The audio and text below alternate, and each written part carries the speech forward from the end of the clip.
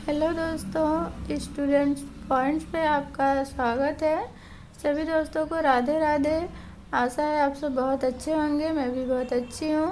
तो हम अभी पढ़ रहे थे, हमने संबंध बोधक अव्यय और विस्मयादि बोधक अव्यय कवर कर लिया था।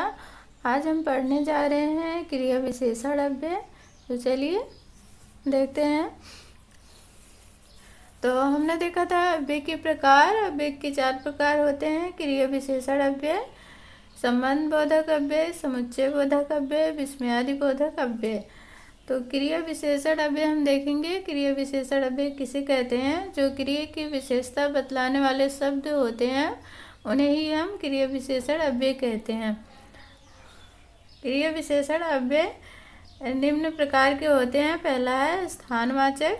जो स्थानवाचक में पहला नंबर है स्थितिवाचक। यानी स्थानवाचक 2 प्रकार के होते हैं: स्थितिवाचक और दिशावाचक। स्थितिवाचक यानी जो स्थिति का बोध कराते हैं, जैसे यहाँ वहाँ, भीतर बाहर। और दिशावाचक जो दिशा का बोध कराते हैं, इधर उधर, दाएं बाएं। तो ये हो गया स्थानवाचक। और दूसरा है कालवाचक। कालवाचक में भी 3 प्रकार होते हैं। पहला है समयवाचक, दूसरा है अवधिवाचक, तीसरा है बारंबारतावाचक अव्यय। समयवाचक जो समय का बोध कराता हो, जैसे आज, कल, अभी, तुरंत। अवधिवाचक में रात भर, दिन भर। जैसे इसमें अवधि बताता है रात भर, दिन भर, आज, कल, नित्य। तीसरा है बारंबारतावाचक, हर बार, कई बार, प्रतिदिन। अगला टाइप है परिमाणवाचक। परिमाणवाचक यानी जो मात्रा का बोध कराता है उसे परिमाणवाचक कहते हैं। परिमाणवाचक में 5 प्रकार होते हैं। जैसे पहला है अधिकता बोधक, दूसरा है न्यूनता बोधक, तीसरा है पर्याप्ति बोधक और चौथा है तुलना बोधक, पांचवा है श्रेणी बोधक।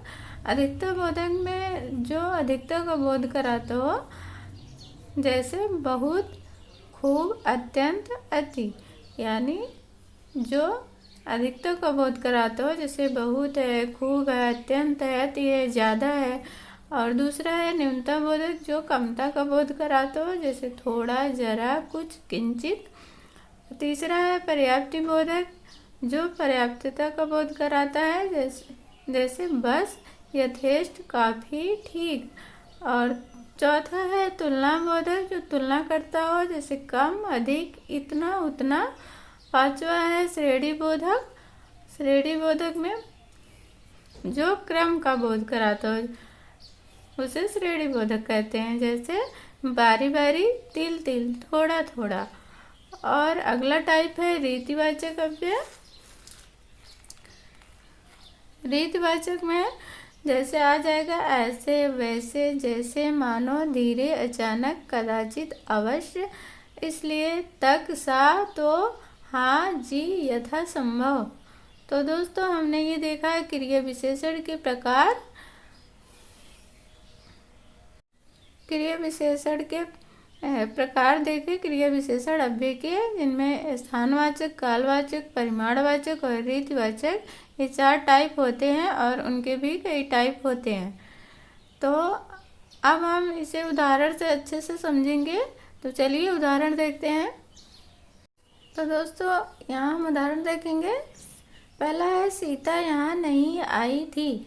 तो यहाँ जो सीता यहाँ नहीं आई थी, तो यहाँ पे क्रिया क्या है? आई थी। और जो क्रिया की विशेषता बताता है उसे ही क्रिया विशेषण अव्यय कहेंगे।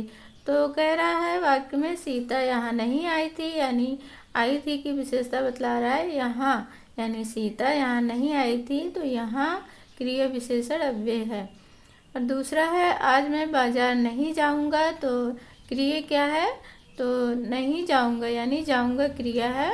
जो क्रिया की विशेषता बतलाता है उसे क्रिया विशेषण अव्यय कहेंगे। तो यहाँ है आज, आज शब्द क्रिया विशेषण अव्यय है।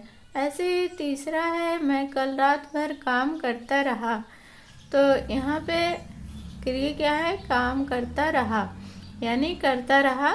तो ये क्रिया है, काम करना क्रिया है। और इसकी विशेषता बतला रहा है रात भर, यानी मैं कल रात भर काम करता रहा। तो इस प्रकार रात भर क्रिया विशेषण अव्यय है। चौथा है कई बार मैं उत्साहित हो जाता हूँ, यानी इसमें क्रिया क्या है, हो जाता हूँ, तो यह उत्साहित हो जाता हूँ क्रिया है। और कई बार यह उत्साहित हो जाता की विशेषता बतला रहा है, तो यह क्रिया विशेषण अव्यय है। पांचवा है तुम प्रतिदिन विद्यालय क्यों नहीं जाते हो। तो दोस्तों इसमें प्रतिदिन है, ये क्रिया विशेषण अव्यय है। छठा है सीता अत्यंत ही सुंदर है।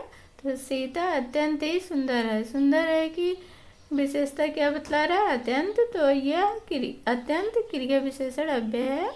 इतना सामान काफी है, तो इसमें काफी क्रिया विशेषण अव्यय है।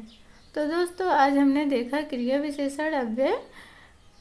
आशा है आप सबको समझ में आया होगा। आज हम इतना ही पढ़ेंगे। तो दोस्तों वीडियो अगर पसंद आई हो तो लाइक, सब्सक्राइब और कमेंट जरूर कीजिएगा। तो सभी दोस्तों को धन्यवाद वीडियो देखने के लिए। मिलते हैं अगली वीडियो में नेक्स्ट टॉपिक के साथ। सभी दोस्तों को राधे राधे।